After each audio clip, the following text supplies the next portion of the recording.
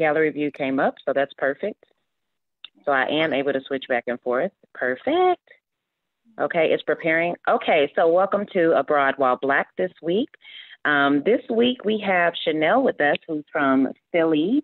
We know that this is a platform where each week we basically share stories of Black Americans who have lived abroad in various contexts. So just to introduce myself, I'm Cordy Aziz. I moved to Ghana 10 years ago.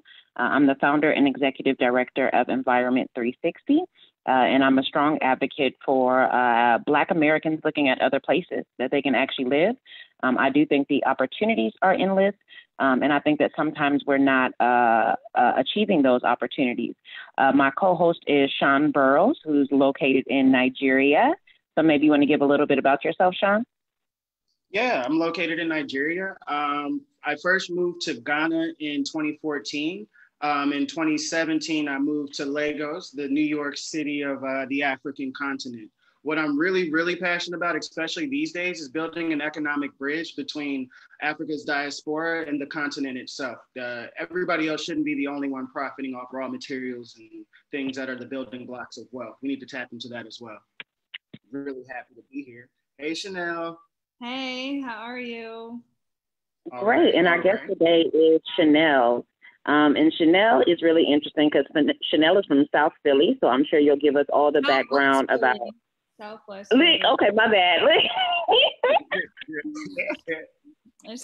Well, let me just be general. She's from Philly, and she currently lives in Paris. And she has a really interesting story of how she got there. Chanel is limited on time. Paris is, I think, 6 hours ahead of us. Yeah. Yeah, and she's got some evening plans. So what we want to do, typically, we have some conversation at the beginning of Abroad While Black that sort of talks about what happened in the U.S. this week and our viewpoints. This week, we're going to do things a little bit different. We're going to go ahead and jump into the interview with Chanel, and then we'll be able to do our commentary afterwards.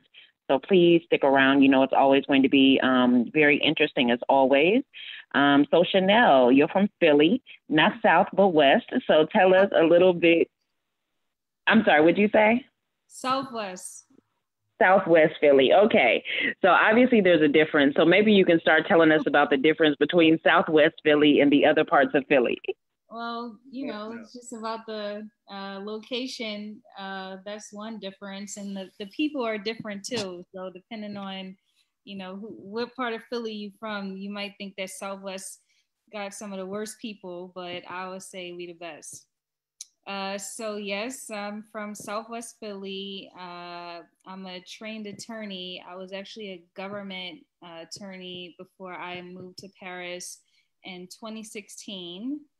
I moved to Paris in 2016 to be with my now husband, and I've been here ever since. I am currently employed as a law professor at the University Panthéon-Assas, which is a top law school in France.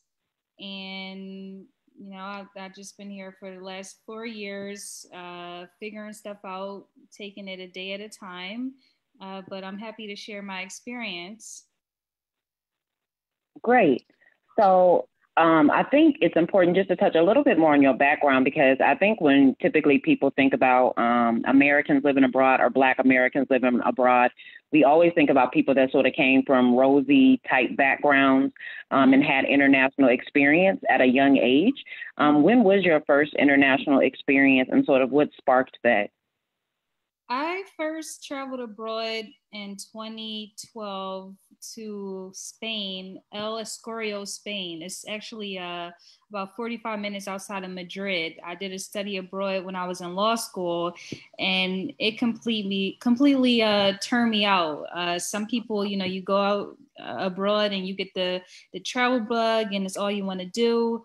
Some people, they don't like it, but for me, traveling abroad, it totally turned me out. And I was about 25 at that time, I would say. So it took me 25 years to travel abroad. And if it wasn't for that experience, I don't know when I would have traveled abroad or even got a passport, because I specifically remember obtaining a passport just to be able to travel abroad. You know, that's not even something that I had within my possession.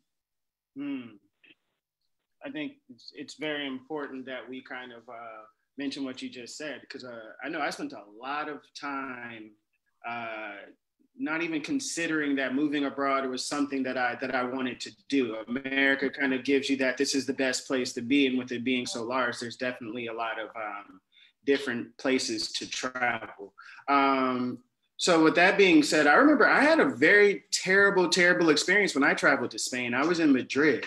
And I guess these times are actually telling us now that there's a bit of racism in its own context in every different place you go. So with that being said, I guess since we're jumping into the conversation a bit, I've heard that Parisian are quite aggressive when it comes to their culture. Not to say that it borders upon racism, but when it comes to making sure you speak the language in certain spaces, they're not really having patience for people who haven't taken the time to learn French and different things like that. Have you had any experiences in that space where they kind of giving you a hard time? So, you know, I have two thoughts on that. On one hand, I think that that's true to an extent. Parisians or French in general are very serious about their culture and maintaining their heritage in terms of things being like specifically French. Actually, I'm not even sure if you're aware. I wasn't aware until I got here, but it's unconstitutional to classify people or even identify people by color. You cannot ask for a person's race. Like, you know how in America we would be African American. There's no such thing as Algerian French or African French or Black French. Like if you're French, you're French. They say they don't see color, but literally you cannot ask for someone's color. So to them, French is French. You speak French, that's your identity, and there's no subgroups or subsets of that. In terms of language, they appreciate the fact that you try. I mean, they don't expect you to necessarily be fluent. They appreciate if you try. However, I will say that you can't get by not speaking French because this is such a highly touristic area that everywhere you go, you're going to run into people who speak English. And so you can really get by not speaking French. But I mean, me personally, even though I'm not necessarily fluent, I do try. So I guess that helps. I never had anybody treat me any type of way because I couldn't speak French. But when I do speak French and, you know, my accent isn't perfect, and they hear me trying, they'll just immediately like respond to me in English. So even when I try, they'll actually speak to me in English. So it's not that they're trying to force you to speak French. They just want to know if you can show some, I don't know if it's respect, or as long as you try, it goes a long way. Okay. So I think that that's really interesting because I have been in Paris as well. And I do think that it is a similar thing. I think that they are very proud of being French, but they are definitely willing to accommodate you on some level. But even before we get too much into that, I want to go back to one interesting fact that you said about actually not having a passport until you were 25. So does that mean you were pretty much the first person in your family to travel abroad, or what is your sort of family background? Did they see you as unusual when you traveled abroad? Was it a proud moment? Sort of, let's go back to that, because a lot of Black people don't have passports, and I think we don't realize the power of a passport. So I'm just interested more in that. So I would say I have family members who traveled abroad through the military. In terms of leisurely, though, I do know that my grandma, she used to travel to the Bahamas. She tells these stories about her partying in the Bahamas. I'm not sure if you needed a passport back then, because I know even up until recently, you could just like go hop on a ferry from Florida. So I'm not sure if you needed a passport back then. But mostly the international travels that my family has taken has been through the military. Sorry, you might hear my son screaming in the background. It's okay. We do babies. I got a baby too. She pops in sometimes. We're just monitoring now. She can pop in any second. Shout out to all the babies watching worldwide. Yeah, so military, but I'm definitely the first person in my family to study abroad.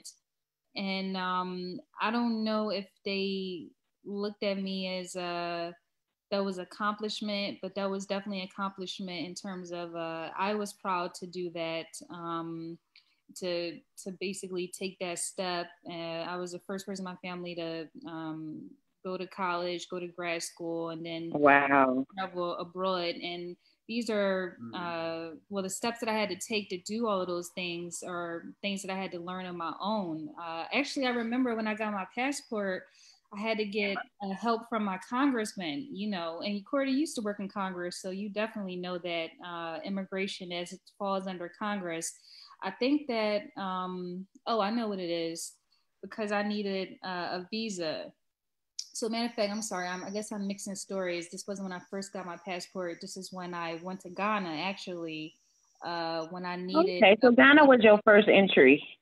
No, Spain was my first entry, and then the next year I went to Ghana, and I needed a visa, and there was like some type of hold up, and I had to get help from my local congressman in terms of like the visa, passport situation. And you know, those are things that I had to learn on my own, how to navigate all of that. I think I can't hear you. Is that just me? I'm sorry, I'm on mute. Yeah, I'm on mute. Sorry about that. So one thing, though, I also want to talk about, because you talk about you're the first person in your family to go to college. You're the first person to really live abroad. And I think this is huge, because I think oftentimes when we look at or think about living abroad, of course, it's going to be the people around us that sort of dictate that. And you touched a little bit on Southwest Philly, but even when you look at the people that you went to high school with and college with, do you think that basically those people as well, is it something where they were doing this, or so what are your colleagues doing? What is the socioeconomic background of Southwest Philly, and how does that work? Southwest Philly, you know, typical inner city, urban neighborhood where, you know, most people are going to be working class, not necessarily, it's definitely not middle class, even though you do have some middle class families who live in the area, mostly lower and working class people who don't obtain higher education. So I am unique in that I was able to obtain higher education, travel abroad frequently, and then ultimately move abroad. Okay, and I think that that's really interesting to be said. So, like, when you even look at like your colleagues, your friends, people you grew up with, like what is it? Does it blow their mind that you live abroad? Sort of, what is their viewpoint on it? Yeah, for the most part, I get lots of support. People are fascinated and always want to hear about what's going on. Honestly, sometimes I feel bad though, because it is easier said than done, and I probably make it look better than what it is. Sometimes it probably sounds fabulous. I mean, you tell people you live in Paris and they're just like, oh wow. But it's like, you know, yeah, we have the Louvre, but Paris has some hoods too. I don't live in the hood in Paris, but you know, it's not all ooh la wee wee bonbons and macaroons and stuff. Like, don't get it twisted. Okay. You know, we have our stuff with us too. And you know, I don't really share the struggles that I go through in terms of the loneliness that I can have, certain, you know, personal voids in terms of missing family, even career-wise. I was an attorney. I'm still working in the legal field in that I'm able to teach law, but I'm not actively practicing, and I do miss Yeah. sport. So I did sacrifice a lot to come here, and that's not something I talk about. When you see me post online, you're gonna see me like sipping South of France. like south of France. That's what you're gonna see. I mean, but I don't like hide what's going on. I just don't necessarily broadcast that as much as I'm going to highlight the good stuff that's going on. Is there some reason that you choose to sort of highlight sort of the highs rather than some of the loneliness and isolation? Because as someone who's moved abroad, I think anybody who's moved abroad can relate to some of these things that you're talking about. So is there some reason why is it to encourage people? Is it just because, I mean, you feel like you don't want people asking too many questions? What do you think has sort of led to your display of your lifestyle there in Paris? Yeah, I think it's probably just to focus on the good. And I mean, even though someone that asked me, I would always keep it real, but I think it's probably just a focus on the good and not be like too negative, because I might end up talking about stuff and then kind of talk myself out of something like, hold up, but wait, what am I doing? So yeah, it's just probably just to focus on the good, because if I focus on like the loneliness, I might reach out to people and they might not know that I needed to talk to them at that moment because I was feeling lonely. I might talk to you and I'm like, hey, what's up? Oh my gosh, like I miss you. It's good to catch up. And yeah, that's me kind of saying, yo, you have no idea how hard it is to find friends here. It's so good to speak to somebody in English and have this connection. I have not yet found that here in Paris. To you, it just sounds like I'm talking to, catching up with a friend. But to me, that's what that conversation is. I think that that you mentioned something that's really important. It reminds me of kind of like a different element of the Black tax, being the first one to get out, how you have to kind of reach out and do different things. I think it's very important that African Americans in particular have more of a international network, given the economic power that we have. And I think that sometimes in order for us to be out there and hold the weight of, we didn't just leave home to be nobody somewhere else, we have to kind of keep that everything is fine, everything is all right. I often see this same response a lot of times from members of my African friends, basically from Nigeria, Ghana, and other places, where when they're traveling, the expectation is you've gone to America, let's say the lap of luxury. And if you're not making it there, and if you're not doing something well there with yourself, then obviously you're a failure. And I think we kind of take on a little bit of that as well. So with that being said, with the traveling, with the living there and the loneliness, I guess, what are some of the ways you kind of get past it? I think, again, it's very important that we here tell the truth of what's going on and give the, sometimes the dark corners that come with living abroad.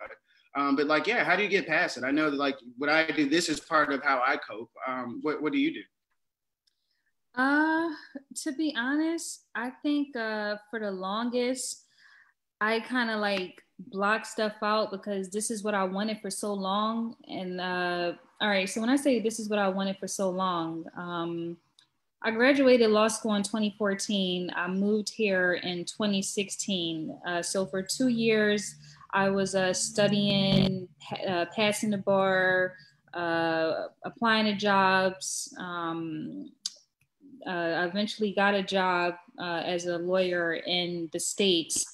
So within that time period, I had also been talking to my husband, and I had decided that, well, my now husband, I had decided that I wanted to move to Paris. So that was my goal all along. So I was like in the States, but I was like halfway there and halfway trying to get here. So I was like obsessed with Paris. I was like doing a bunch of research. So just curious, so I guess you moved, this is investigative journalism. So you moved, I guess, the husband was actually living in Paris? Yeah, my husband been here forever. Actually, when I told you when I went to Spain in 2012, did my study abroad. That's when I met my husband. Okay. So we okay. And tell us about that. Like, how did you meet your boo? We have like we have the corniest, cutest story ever. So 2012, I was in Spain, and Europe is so small. Going from Madrid to Paris is like going from Philly to New York. You can hop around. So this is when the Watch the Throne, Kanye and Jay-Z, that Watch the Throne album was out, and they had their tour. And I was like, yo, it would be so dope to hear them saying niggas in Paris. So I came here. I came to Paris for that concert, and I was actually by myself. And wow. I literally met my husband at the show. I have the moment we met on camera because I was just like filming everything, and he like hopped in my camera. He hopped in the camera. It was the bold situations. Yeah. Could have got slapped. Could have got a girlfriend. Right. So he hopped in the camera, and we just we became friends. I never expected none of this. Like, we would stay in contact, eventually fall in love. I moved here. We were just friends at first. We were just friends. I was just like, oh, I know this cool guy in Paris. We were just friends. We stayed in touch. And then at some point, I guess it just clicked. Wow. So you met your husband basically doing a solo trip at a Jay-Z and Kanye concert in Paris. Yeah. You see, hip hop, the love is worldwide. This brings a very interesting another ripple, not to just tear apart your personal life, but again, I guess, was he already spoke English like very well, or was that part of the learning? Was he like originally French, or did he also move He's a Senegalese. He's from Senegal, and he had moved to Paris for university. So I guess he came here when he was like 18. He's been here for like, I don't know, 15 years or however long he's been here. So yeah, he was perfectly bilingual, thank God. And that's actually interesting. Something as simple, or depending on how you look at it, major as language could be what separates you from love. You know what I mean? Like, there could be a soulmate out there, and y'all just don't speak each other language. Literally, thing about love languages. How about language?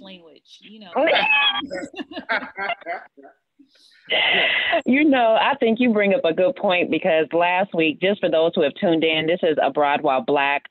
This week we're speaking with Chanel, who's from Philly, who moved to Paris in 2016. So we're just sort of learning about her struggles, how everything has been. So we've just found out that she met her fiance, or her now husband, at a Jay-Z and Kanye concert in Paris, and that she basically has been traveling abroad since 2012, when she actually first went to Spain. She was the first person in her family to actually go to college as well. So she's just given a little outlay of some of the challenges she struggles with, which includes some loneliness every now and then. And one of the things I think that's important to touch upon is the sacrifice as well, because one of the things you said is, you had really worked hard to go to law school, which I'm sure was also a big first in your family. And then not only had you gone to law school, but you actually became a state attorney, which is it's a big deal. It's not like you're just a regular attorney in private practice. To go and turn around and give up this great job to go to Paris, can you talk a little bit about that? Was it the same economically? Did you make some sacrifices? How did you actually do that leap from being a state attorney, into a lecturer? Okay, let me give a quick shout out right quick. We have Michelle, Faustin, my brother from another mother. We have Diane. Welcome all, and thank you all for joining. Please continue. So I definitely didn't want to give up being a lawyer. It's not like I was like, oh, I hate being a lawyer, I want to move. I want to quit this and move. I wanted to move. I would ideally love to be a lawyer here, but it was a language barrier.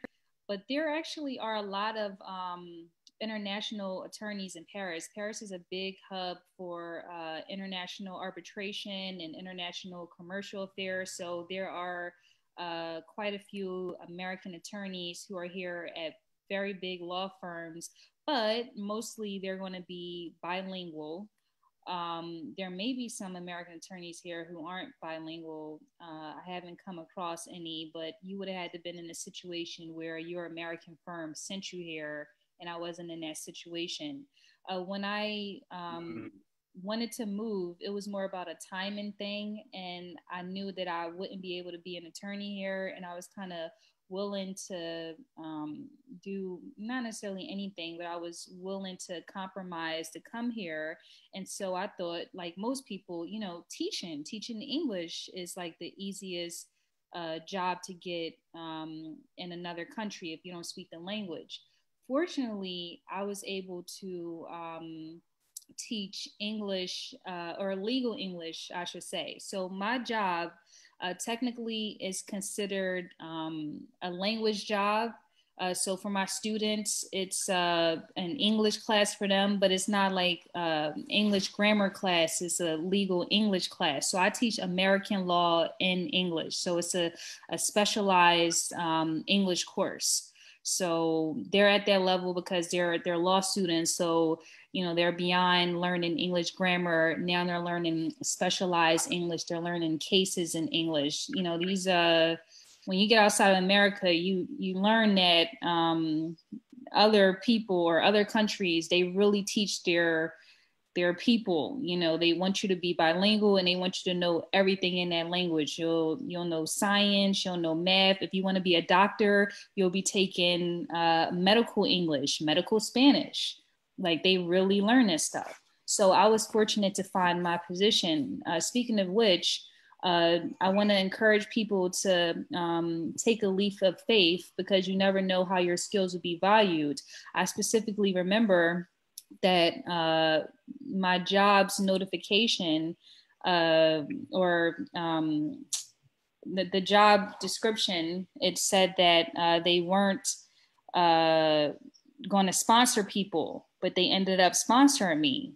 Okay, so cool. Don't be discouraged. So for those who aren't familiar, can you just talk about what sponsoring means a little bit more in depth? Okay, so as a American, we're able to travel to Europe for at least, at max 90 days as a tourist without having a visa.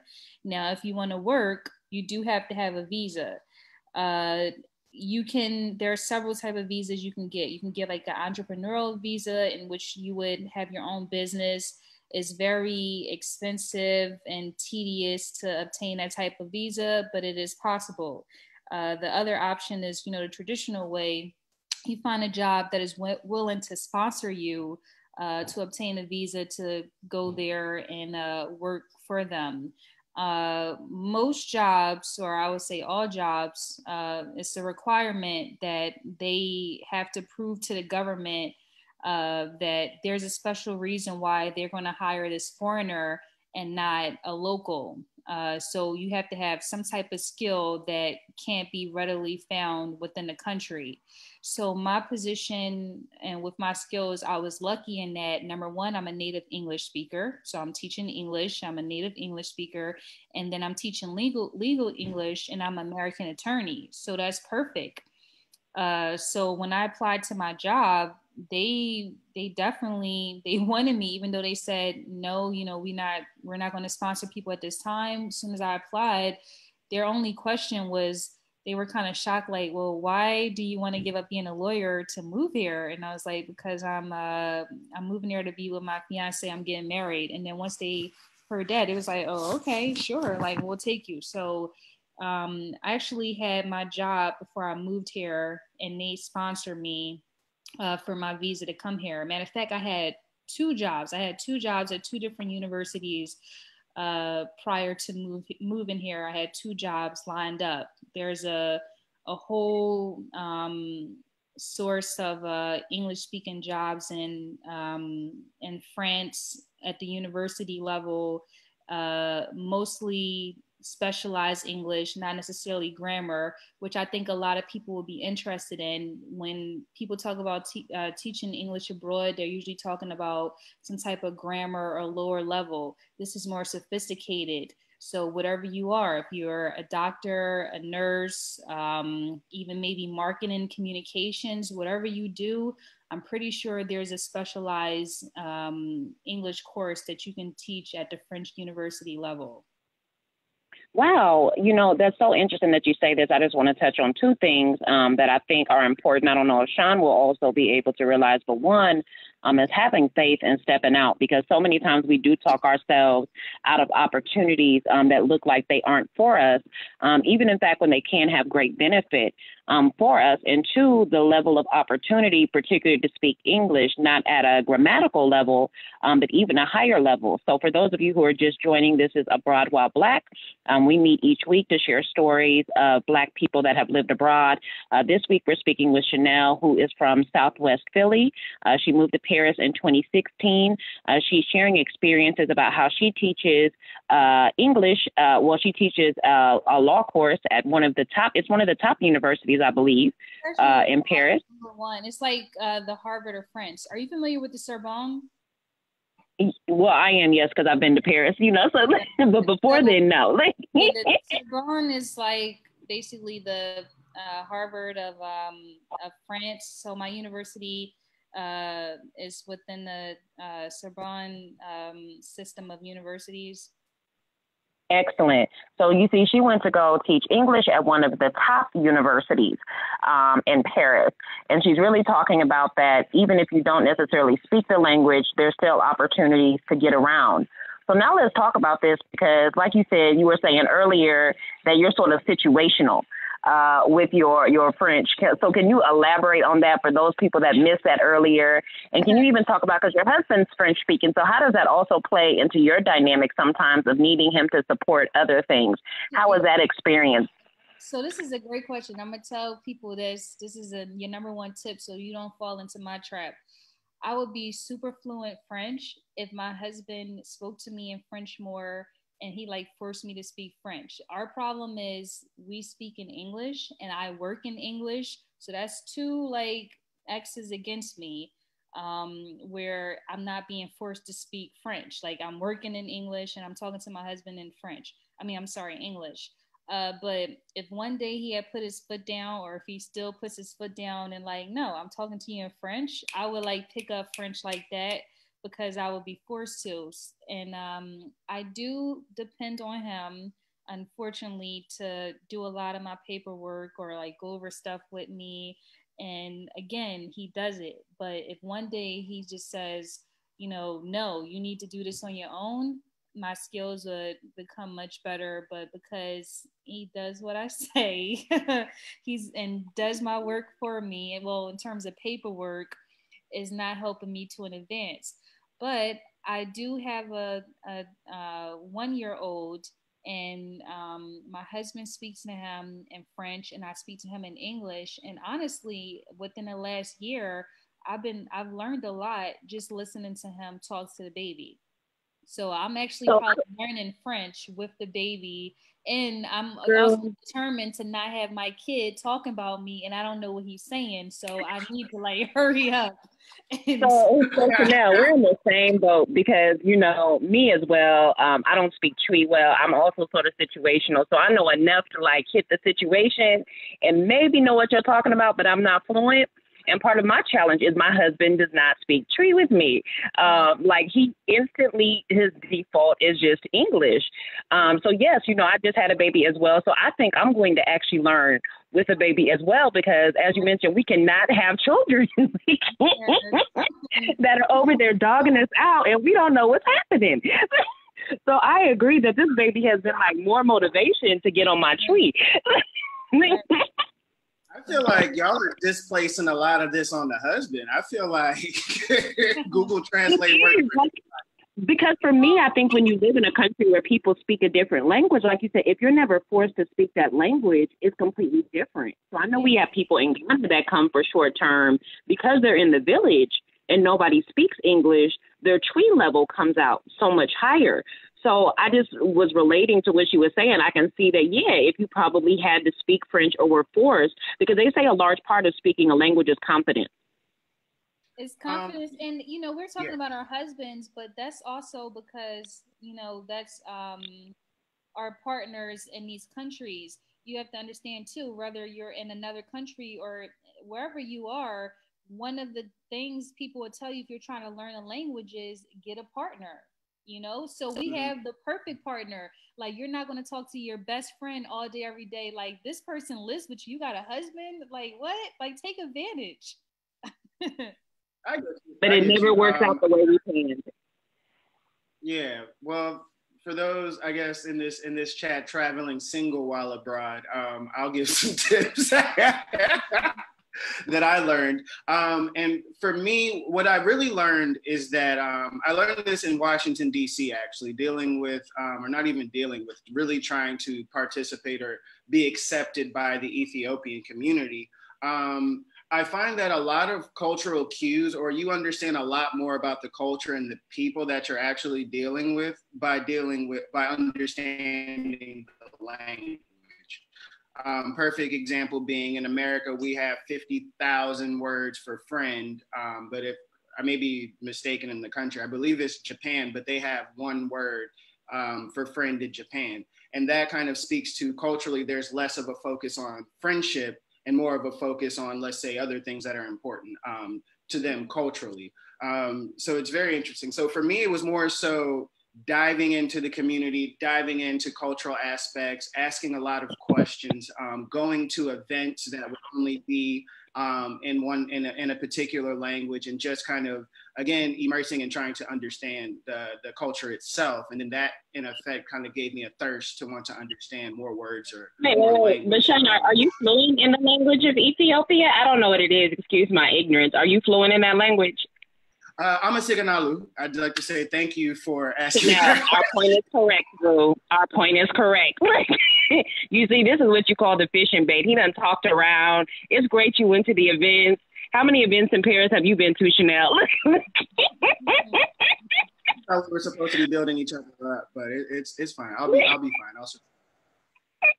So, and one of the other things I really want to get on, Chanel, is really because, like you said, you've just had a child as well. And I know, I mean, it's hard to be away from family as well, particularly like when you start having children, because maybe you don't have the support that you envision yourself having. How do you sort of deal with, like, maybe not being able to go to Thanksgiving every year, not being able to go to Christmas, your family not watching your son grow up? How do you sort of deal with those things as well? Well, we missed Thanksgiving. Well, the baby missed his first Thanksgiving last fall. We were able to go there for Christmas, so we spent his first Christmas there. That was cool. Prior to having a baby, I would mostly go there for a lot of holidays. One of the beauties in teaching is that it's almost like I work 6 months out of the year. I'm always off on holidays, so I was always able to travel around that time. So holidays weren't that bad because I was able to go home for those major holidays. But it's the little stuff in between. You hear about people being sick, and normally you would be able to stop by and say, "Hey, how you doing?" Take them something, but you're not able to do that. It hurts you to hear about it. Um, that's those type of things that I have more of an issue with, more so than holiday. It's just like the everyday recitals, graduations, sickness, random things that are beyond your control. Yeah. And one of the things you also mentioned is that sometimes the loneliness comes from having a harder time connecting. Is it because you mainly speak English, or what do you think your issue with connecting? Is it a cultural thing, even because even though French love French, they say they don't see race. It's also been said that they're really not that fond of Black people. I think that it is more on, language is language, because, I guess I would be able to meet more people and talk to them if I spoke the language. It's also about opportunity. To be honest, when I first got here, I was like in a bubble with my husband. Like, we did everything together. And now I guess for like the last 2 years or so, I'm like, all right, now I want to start dealing with other people, like meeting friends. Like I can't just do everything with you. So when I first got here, there really wasn't a push. I didn't feel as lonely. I guess I was like caught up in the newness and of being with him, and like happy we were finally together, something that we planned so long for. But then when I finally stepped back and said, "Oh, I want friends," it was like, "Whoa! Like how am I gonna finagle this?" I don't necessarily have the opportunity or maybe want to hang out with my colleagues. I want to create my own life outside of work. And like, where do I meet people? In the States, you know, you meet people at work or you meet people from school or like friends of friends. But if I don't even have any friends, how am I going to meet friends of friends? So it's really about going to cultural events and Black people.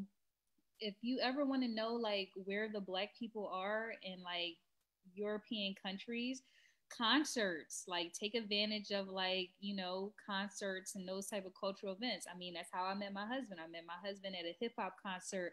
I probably haven't seen that many Black people in Paris outside of those type of situations. You go to the concerts. I say the clubs here are more mixed than I'm used to back home. So it's not even necessarily the clubs. Yeah, so take advantage of like the cultural events, but even with culture, Black is not monolithic. I can be around a bunch of Black people here, and I might as well be around a bunch of white people because they're going to be West African and I'm Southwest Philadelphian. So, I mean, we two totally different people. I mean, I love us all, but we're totally different, totally different. It's very interesting that you bring that up. I remember like me and my girlfriend I'm dating here, we like, you know, we have roasting. I've been roasting for a long time. I'm kind of the king of it. But I must have made a joke and I was like, bye Felicia. And bye Felicia had all of this different context. It was perfect at the moment. It was so funny. And I just found myself like laughing alone. Friday, Life, if we're going back, Harlem Nights, you shot me in my pinky toe, like all of these things that that I just enjoy so much. I find in certain cases that's kind of like the source of a particular type of loneliness for me. Please, just for entertainment sake, what are some of those one-liners, those things, those cultural icons from where you come from that don't seem to kind of go over when you expect it to? I will say one thing about my husband. I think one of the reasons why we really clicked is that he's totally engulfed in American culture. Sometimes like too much. Like he watches all these podcasts, listens to podcasts and this and that. And I'm just like, yo, like, why don't you watch something on like finances? Why are you watching? Who cares about what the hip hop community is doing in the States? Like, who cares? But he's like American culture obsessed. So he knows a lot of stuff, but it'll be little obscure stuff that they're not going to talk about on the podcast, like Before I Let Go, Frankie Mays and Beverly. Like if I put that on, you know, it's not going to hit it for him. He's not going to get it. Yes. Okay. Motown, old school music, it hits different here for me as well. Where you look around like, this is the song. Yeah. No Luther. That type of stuff. He don't know the national Black anthem. He not gonna lift every voice and sing. He don't know what the wobble is. We were watching Insecure the other day. I don't know if y'all watched that. They were doing the wobble. He was like, "What's that dance?" I was like, "Oh, you don't know the wobble?" I'm like, oh, I had to like put it on YouTube and give him a tutorial. Like, whoa, baby, you know that type of stuff. That's where I lose him. That's where we connect. I'm curious to know. Okay, wait, Cordy. I think you're still. I think the most really something that I found really prolific in this thing is that Black is not monolithic, And I think sometimes people forget that. So I think you get this even when people move to West Africa. It's like you said, like the African culture and the Philly culture, like you don't even feel this like in Paris where you see a lot of Africans. So I think that that's really key for people to realize that when you move abroad, you may not find people that, I mean, you can relate to that are exactly within your niche as well. Yeah. Very true. And so that's in terms of dealing with the locals, but how about other expats? So there is a Black expat community here, which I'm actually not too involved with, but I know it exists. But one thing I will say that I've learned about expats, and maybe you two agree or disagree, it would be interesting to hear your opinions. To me, I feel like there are about only about 2 or 3 different type of people who take this plunge. You have the midlife crisis people who like might not have it all there, and they, you know what I mean, they just like throw it all up and like run away. Plan. I'm on disability. Yeah. Okay. And then you have the older people who having like this midlife crisis, and that's not going to necessarily be your friend because they got a crisis going on. Okay, y'all from the same country, y'all can talk, but the conversations are going to be different. Then you have somebody like me who moved here for a specific purpose, probably love, maybe a job. So, you know, we're a little more stable because, you know, we had a little reason. And then you have like the younger people who are doing their gap years or au pair years. You know, they're like trying to figure stuff out. They're like kind of in that study abroad phase. So they're here, but they're not here for long. So you might click with them, but that's not going to be a long-term friend. So yeah, I think I really covered it. Those are kind of the 3 expat types. I've never really met like somebody who had it going on and then they moved here, but like it wasn't because it wasn't necessarily a problem there. They just was like, oh, I'm going to move here. Usually people are kind of like running from something. They're like, you know, having a crisis or something. What do you think? I agree. Yeah, I really agree with that. And I think that that's something to really be said and looked at. I'm not judging it. I'm just saying, you know. Yeah, but I agree. I mean, I see this in Ghana as well. And this is why I really try to get people to move like when you're between 28 and 35 and 45. And like you do have like something going on and you do have a highly regarded skill set, because sometimes I think that it paints Black Americans in a very bad light in the culture, because the people that come out, like you said, some of them aren't really stable. And then those that do come out that are stable, it's like, we may click, we may not click. We so busy with living our other lives that we don't really, reach out and sort of link up with other people. So I think that if there was a group of people that were sort of like in their prime that was coming out, it would really be a different feel and a different community in the Black experience abroad. Right. That is also a great reason for why I don't see a lot of transcontinental commerce. A lot of the people who are coming here, again, they don't necessarily have the mental space to be trying to set up businesses, create relationships, and be basically stable in the way that you guys were mentioning it before. And then, of course, you have the students who are not going to be here for long. They're just more so interested in a good time and all that good stuff. So I think it's very interesting.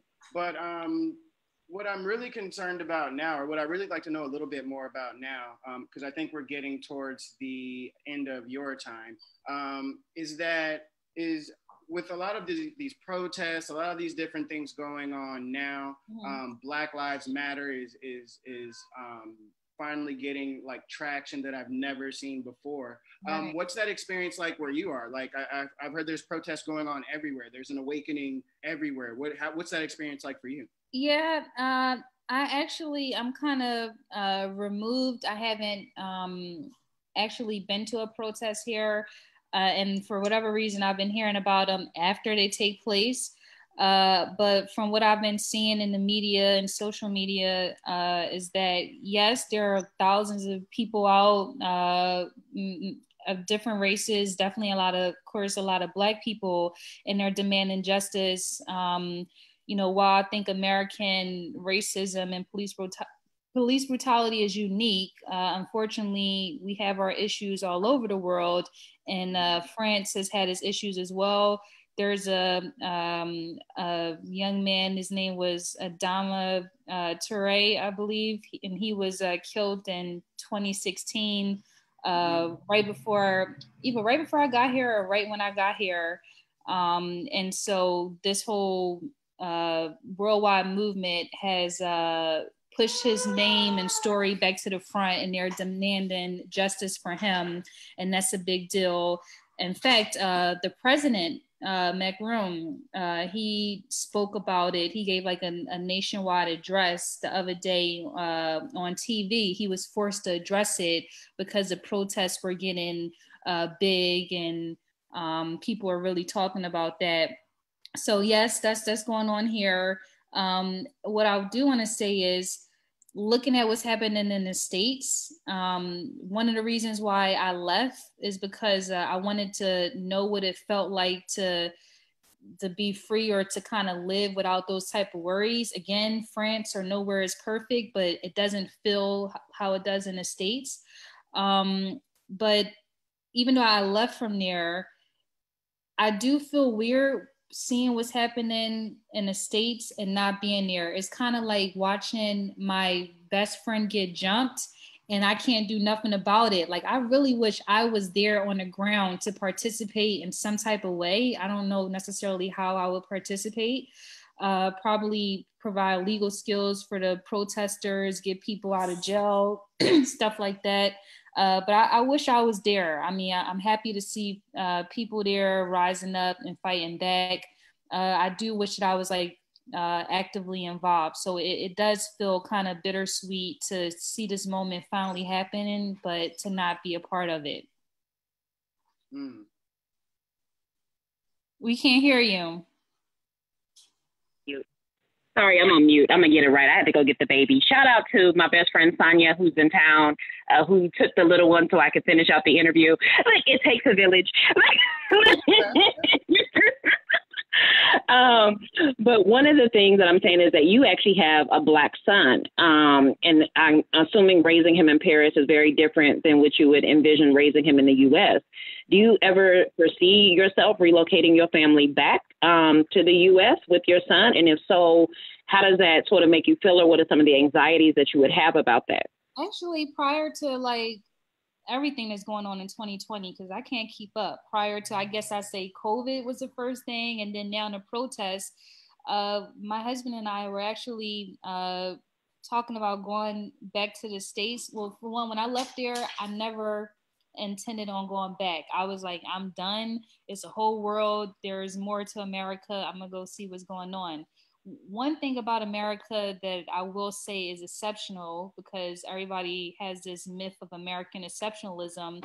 To me, the only thing that is exceptional in is it's probably the top place for you to make the most money the fastest. And that's maybe because it's corrupt, or whatever it is, you can make money really fast in the States. And France, the salaries are not like they are in the States. I can make triple the money I'm making right now in the States. The only thing is here, you're not paying for education, you're not paying for healthcare. Maybe those things balance out for you. But I'm at the point in my life where I'm like, I'm not trying to work for 40 years, get my rollie at the end. I need my rollie right now. I got like 2 years of work in me. I would go to the States, run it up real quick, make my 6 figures plus, do some investments, and be a citizen of the world, be able to move around. I don't have 40 years to work for nobody nowhere in the world and do that. And so I figure America, both my husband and I will be able to make more money faster than here. So that's one of the reasons, or the only reason why we was thinking about going back. However, with COVID, the beauty thing is out of that is that a lot of jobs are open to remote work. Before, people who were living abroad or interested in living abroad, everybody was always trying to work remotely, but those jobs are so scarce. Now that's becoming a new norm. So I might not even have to go to, you can get an American job but you can be wherever. So if I don't have to go there, if I can get a remote job, then I'll be wherever. If not, I may end up going back, but not necessarily permanently, just to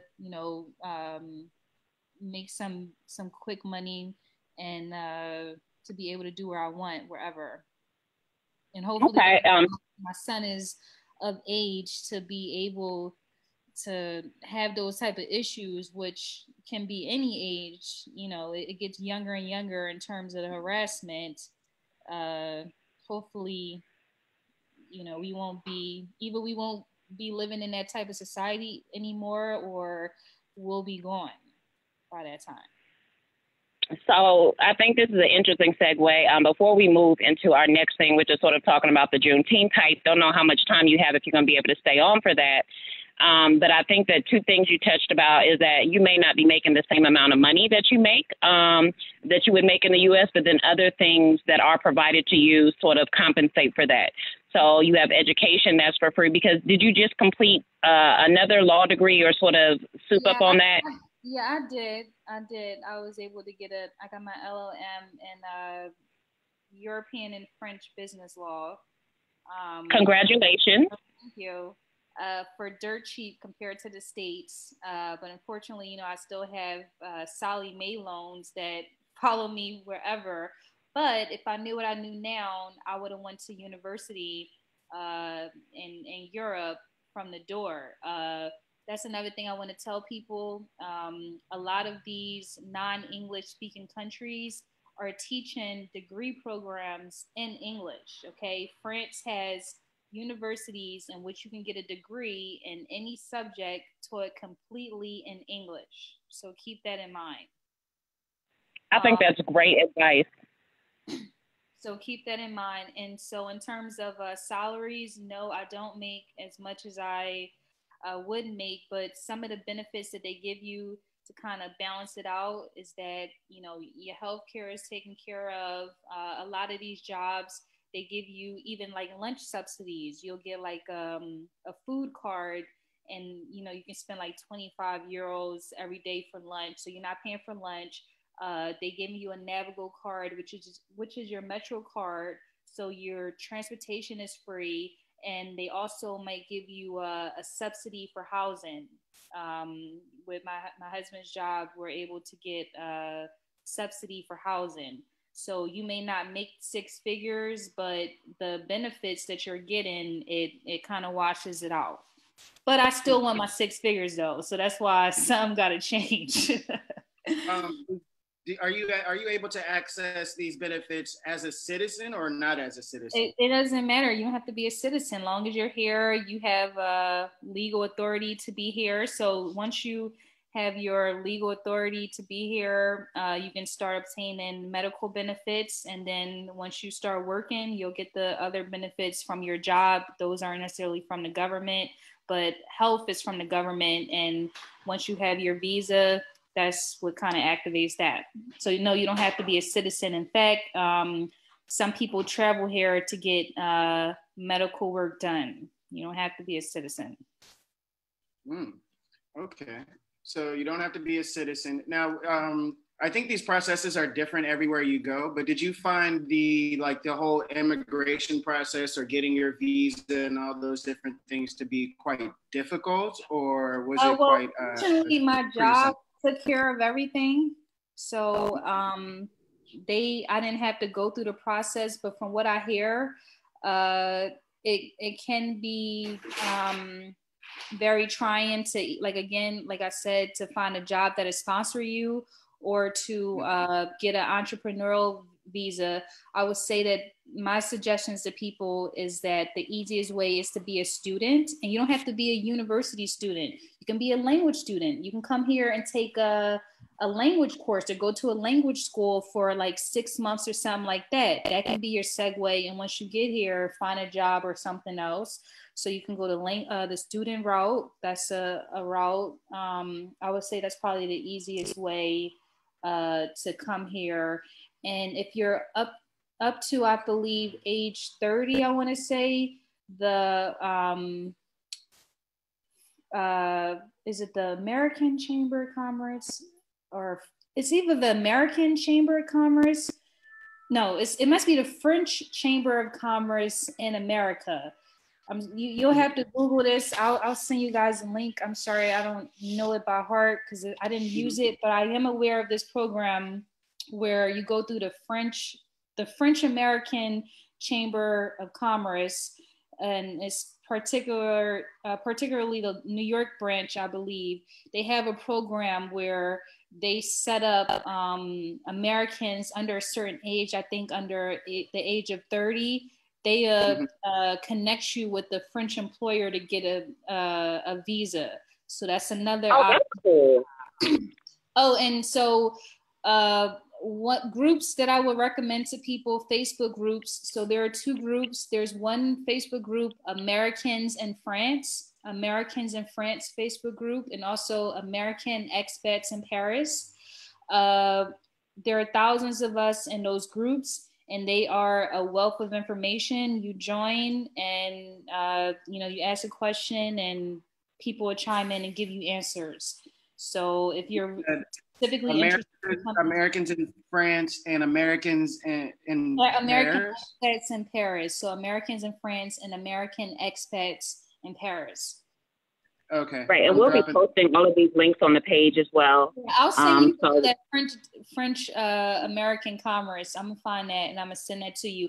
Oh, and I'll also send you the link to the list of English taught programs at French universities. I'll send you that as well. Awesome. Great. So we'll be posting all of that on the Facebook page. Once again, thanks for joining Abroad While Black. You can send me a message and I'll help people however way I can. Great. We see the little, can you just give your tagline that people can reach you at? So my Instagram is Nelly.esq, Nelly.esq. And on Twitter, I'm Black Girl Found. That's spelled BLKGIRLFOUND. So those are my Instagrams and Twitter accounts. I can be contacted on there, or you can send me a message on Facebook or under my name, Chanel Andrews, however way people want to contact me. Okay, so we'll make sure that we get all of those resources up and then get everything as well. Sean, any last questions or comments for Chanel? No, thank you very much for taking your time to join us today. Hello to the little guy. Welcome. Nice cameo there. He's looking just like his mother.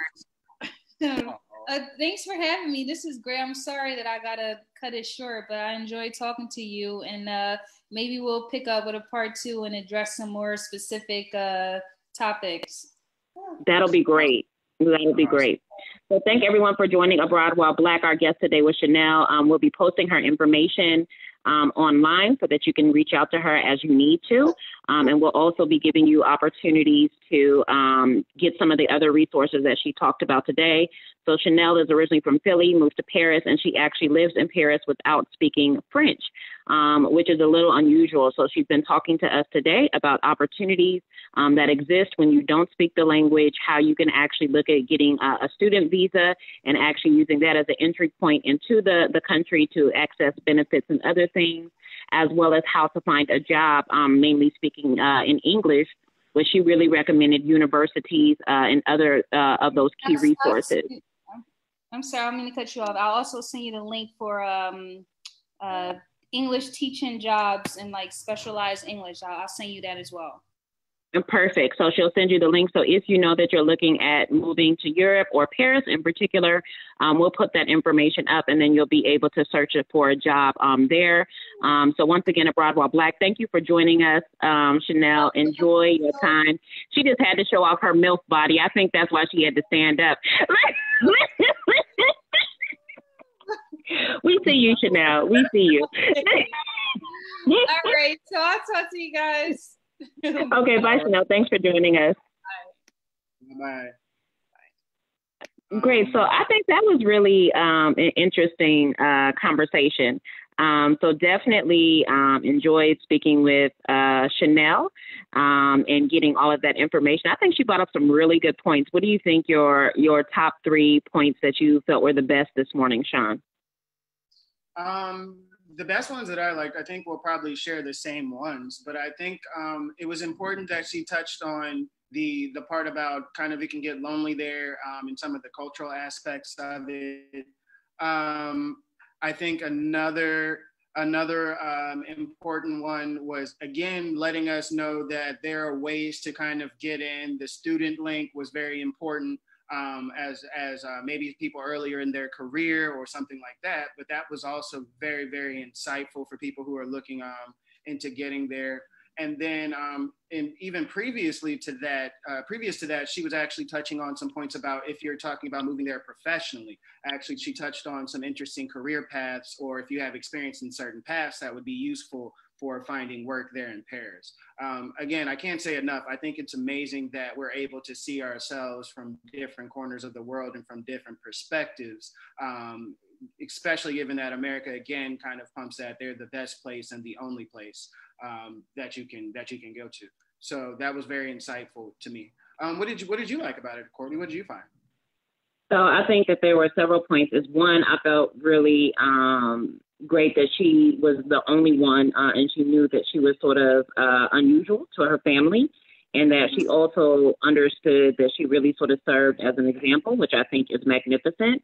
I think number 2, she touched on the point that Black is not monolithic. So you're not always going to find people that are your skin color that like the same thing or have your same cultural references, which is why I always tell people before you decide to make a move, go and visit a place, because where I feel at home may not be where you feel at home. And then number 3, I think that she made a good point, is that you really have to be able to step out on faith. So if you're looking at opportunities that you think you fit in, you might actually be missing opportunities that you don't fit in. Because as she mentioned, when she applied for her job, they were very clear that they weren't going to sponsor anybody and that basically you need to live in the country. And I mean, she still applied and she was still able to get the job, even though, and I mean, they sponsored her. And that was something very specifically said that they weren't going to do in the job advertisement. So I think that was also really interesting, really encouraging people to have a little bit more faith when you're looking abroad, and that even if you don't fit all the criteria or check all the boxes, if you fit the majority, then you should be confident enough to be able to go for that particular opportunity. Yes. Also, honorable mention. For those out there still dating, you never know who you may be missing out on by not being able to speak certain languages. You know, that was interesting. Learning certain things, you open yourself up to a whole nother thing. So for some of our single friends out there saying, hey, men ain't nothing and we can't find nobody good and where are the good people at, maybe try learning another language. Just gonna Salt Bay that one in there. So don't sprinkle on them, Sean. Don't sprinkle on them now. Okay, too much. I'll bring it back. But let's jump into this other concept that we wanted to talk about. So basically, I think we touched on it previously, but it was the Juneteenth movement. People finally respecting the Juneteenth movement from a corporate position, and some of these companies actually relive or just kind of like supporting the holiday. I think that's very interesting. When I remember like whole entire states like Arizona would not even recognize Martin Luther King Day and some of these other holidays that are more specific to African Americans. So if I'm just gonna jump out there and start off this whole conversation, I'm gonna say I don't trust it. I'm generally at a resting. And hit the like button. Hit the like button if you don't trust it. Hit the heart button if you know it ain't real. I don't feel it. I think that historically, Black civil rights movements from the American perspective have consistently started off with a lot of passion, a lot of power, a lot of commitment, a lot of participation, and they fizzle out very quickly. And I think that we're seeing a lot of things being thrown at us. A lot of concessions and conversations are being entered in. And I don't mind. I think it's a great idea that we're having these conversations. And I think some of the laws that are being overchanged and different things like that are very important. But it's just like, we've been here, we've been the same person, and this whole police brutality thing is not new. A lot of these things are not really a new instance when it comes to us protesting and doing different things like that. So I'm just kind of questioning myself, like, why are they doing this now? Why are some of these companies now deciding that all of a sudden they want to kind of dive in and respect and show us all this different support, when just a little while ago, when Cap was taking the knee, people were giving him death threats. I really I don't understand this, and it just does not seem authentic to have such a quick turnaround when these things have been consistently happening. So for me, I think two things. And once again, I want to encourage people to hit the heart or like button if you know this Juneteenth is a scam. For me, I see capitalization. I totally think that what it is, it's another 4th of July. Who's going to get rich off of this? They're going to have sales on sodas for Juneteenth. They're going to be producing T-shirts, mass production that aren't produced by Black people. They're going to be selling y'all extra fireworks. This is simply just another commercialization activity. So for them, it makes economic sense to actually commercialize Juneteenth. It's not because they're giving Black people something and they recognize Juneteenth. I think that is totally a setup. And for those people in the South, I mean, we've been knowing what Juneteenth is. I know if you're from Mississippi or Texas, it's not the first time that you've heard it. There are Juneteenth celebrations. My homegirl even does one in St. Louis. So for those of us that have been around the block, we know what's happening. The second point I think I want to bring up is that I don't trust this Juneteenth thing, because I just feel as if, like you said, this is repetitive of history. If you look at 1968, the Civil Rights Act, this was the exact same temperament. People were marching, people were rioting, people were protesting. And then Lyndon B. Johnson signed in the 1968 Civil Rights Act, very similar to the act Congress is now doing with social reform. Black people were happy, had a victory, got complacent, and then moved. But when you look at today, if you look at the Civil Rights Act, we still have so many of these things that are not right. We still have redlining in certain communities. Real estate agents are still keeping Black people in one particular area or outlying them in another area. So for me, I think if you really believe in this Juneteenth hype and you really think that giving you a paid day off is something to be celebrated, I'm not so sure you really understand the context of what's happening right now. Yeah, and let me jump back into that point. What ended up happening was Juneteenth represents slaves in Texas 2 years after they were freed, finding out that they were free and no longer slaves. And what that signifies is a very important point to me. When it comes to what I say that corporations are engaged in, I take my cues from the executive branch. Why do I take my cues from the executive branch? The number one reason being just understanding how the whole process works. So you have your legislative branch that makes the laws, and the court is supposed to basically interpret the laws if there's some type of misunderstanding. But the key part that makes these laws actually work or actually come down to the grassroots level where it works for us is the executive branch. This is a major reason why I'm looking very closely at what some of these laws regarding police are being passed and different things like that, because no matter what's happening with some of these corporations, they may be able to say that they support us. They may be able to say that they believe us, but there's not going to be anybody to make them, even if they pass these laws that look good and sound good to us, there's going to be nobody who's going to make them follow those laws. There's going to be nothing or no mechanism in place to enforce these laws. And if you look at where the executive branch is right now, you have Trump, who's trying to basically have a Juneteenth celebration in Tulsa, Oklahoma, and he's not for Juneteenth. Let's just put it that way. Yeah, I agree. And if you think victory is getting Aunt Jemima and Uncle Ben removed from the box, boo, we just have a long way to go. And these things are things that I think that have always been to pacify Black people. And I think, welcome to Broad While Black once again, if you haven't been here. If you missed Chanel earlier, the video will post live to Facebook, so you'll be able to go back and get Chanel's tips for how she moved to Europe and sort of how you can also do the same. But one of the things I think that it's also very important that these things are meant to pacify Black people and make them feel like they're part of society. And one thing I think Chanel hit on during her interview is that she said, even though Paris may not be the best and they do have police brutality and some other things that aren't necessarily, it's still completely different from the U.S. and she feels a completely different way in the U.S. And I think that that speaks volumes that you can go to another society where things look a little bit different. And once again, you still feel the relief of not necessarily having to deal with everything. There's just something to say about being outside of the U.S. So, and I know for me, typically I'm based in Ghana. I've been sort of stranded due to COVID for the past few months. But for me, like just watching Black people in America and living here, like I'm tired for y'all. I'm tired of seeing these Facebook posts. I'm tired of seeing the Facebook rants.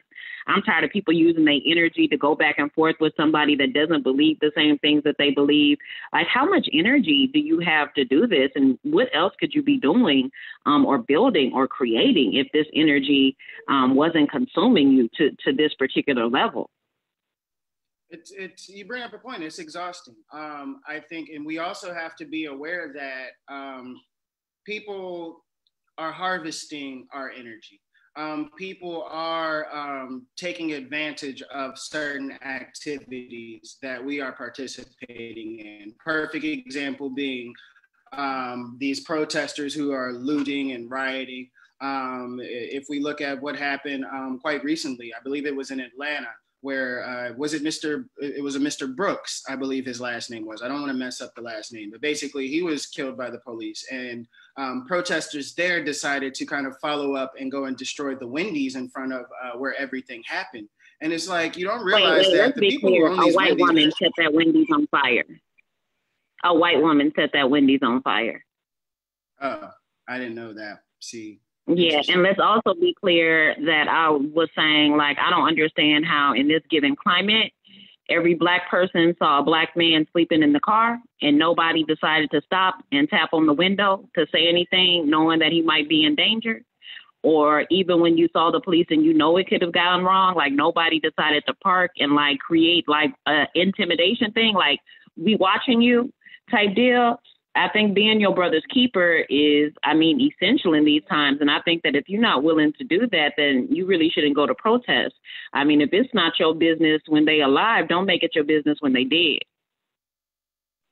Man, I don't even know what to say behind that one. That one was heavy. Yeah. So that was one thing that stuck out to me about the Wendy's incident, is that, and I'm sure that even after he was shot, Black people continued through the drive-through to get their food, despite even Wendy's giving to the Trump campaign. So these are things that, like, I think Black people, we have much larger battles than Aunt Jemima, Uncle Ben, and a paid holiday on Juneteenth. I agree. And also keep in mind, some of these buildings that are being burned down have insurance on them. So you have cases where people are still participating in your demise. And then at the end of the day, when something crazy has happened, they're able to even profit off of the chaos that's happening around these situations. So again, and just touching back on what we were saying a little bit earlier, again, the executive branch, the people who are supposed to be enforcing these laws and protecting us, are not participating. And in fact, you're hearing the opposite. So again, a lot of our activities have to be focused because the energy that it takes, again, some of this energy that's being harvested from us is part of it being us going in so many different directions, not being aligned on message, not being aligned on exactly what we're trying to accomplish in these different regions, in these different sectors.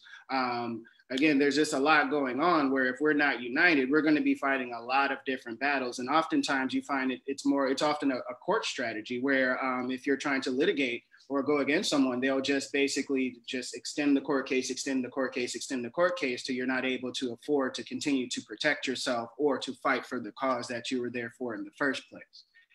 So we can't get too distracted, and we do have to focus. And the focus, again, is not a holiday and a paid day off. It's far more than that. If they would have given us, I'm not going to say that we are ready for reparations, but if we were given reparations and certain things like that, we wouldn't need these days off and paid holidays. We would be company. Well, I'm ready for reparations. We would have more CEOs. This may be the one reason I pick up residency in the U.S. again. Boo, where my reparations? I deserve it. Well, again, if we don't have systems in place, put a heart if you think you need reparations. Put a heart. I'm not saying we don't need reparations. What I'm saying is that if we don't have any place to hold our money, if we don't have any systems, mechanisms, companies in place to help us kind of recycle that money, then we're going to get reparations and give that money right back to where it came from. Dave Chappelle did an amazing job with the skit that he had when he did the one on Black reparations. Yeah. We will be buying cars, trucks, and all these things to make us feel like we are whole people, to make us feel like we are equal to everybody else because now we have money. But we need to realize it was never money that was going to make us equal. It's leverage, it's power, it's influence that forces people to have to come to the table. And though that, again, that would be something that we would have in a short burst and would dissipate if we don't have a plan in place. We need to be whole people with a plan in place before we even start talking about reparations, in my opinion. Okay, so thank you so much for that, Sean. We've got about 3 minutes, so we just want to wrap up. Thanks to everyone for joining Abroad While Black today. We hope that you enjoyed the show. I'm speaking with Chanel. Chanel moved from Philly to Paris. She gave us some amazing resources and links that we'll be posting here on the group. We ask that you please, if you haven't liked the page, like the page, follow it, sign up for the Facebook Live so you know when we're going live. Invite a friend, host a watch party so that people can actually better learn what it is on how you can live abroad and opportunities to live abroad as well. Next week, we have Janetta Nzali, who is based in Ghana, but she works with the Her Collective, and she actually supports helping people find jobs in Ghana. So if you know you sort of want to relocate to Ghana, you're looking for a job, looking for an entrepreneurial opportunity, she should be a great resource for that. So make sure that you tune in, that you invite a friend. And as always, we'll post all the resources on the page. If you want to reach out to Chanel and you didn't catch her information or you can't find it in the video, send us a message and we'll put you directly in contact with Chanel so that you're able to do that. Next week, I'll be broadcasting from a surprise location. We'll give you more about that later throughout the week on live. But I think that, Sean, any final words in these last 2 minutes? I think you've touched on the major parts, but I'm looking forward to next week as well. So hopefully we'll see everybody there. What I would like everybody to do, because again, I'm very interested in a financial revolution. So what I'd like everybody to do is kind of, if you have a website, if you have a link or a business that you're running, I'm going to create a database, but please send me the links to your website, either on the page or in this chat. So I can follow up with you guys and we can kind of see what type of talents do we have in this group. I have no doubt in my mind that other Black people that you know have businesses too. Yes, so remember, there's more than enough for everybody. It's not that just because you're there, you're going to be the only business there. So let's start this commerce. And once again, tag other people that might be interested or need their information listed on this page or in this database so that we can start transatlantic commerce as well. Awesome. Thank you. And with that one, that's all I have for the day. It was fun. It was a good one.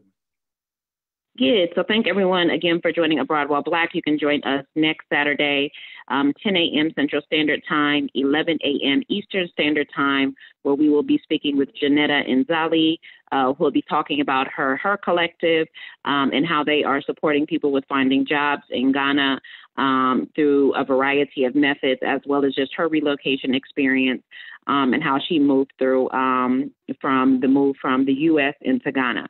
So we look forward to seeing everyone next week. Again, we're here at 10 a.m. Central Standard Time, 11 a.m. Eastern Standard Time. So thanks, everyone, for joining in today. We'll see you later. Namaste.